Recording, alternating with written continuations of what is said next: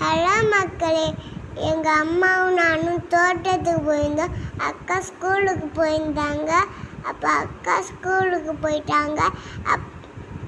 அப்போ நானும் அம்மாவும் தோட்டத்துக்கு போகணும்.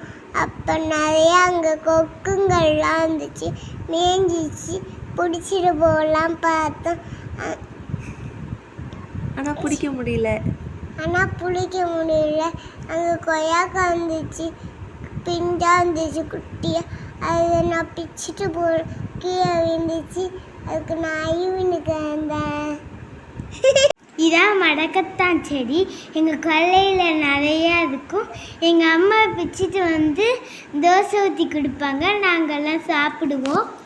நீங்களும் இந்த மடக்கத்தான் தோசையை சுட்டு சாப்பிட்டு பாருங்க, டேஸ்ட்டாக இருக்கும்.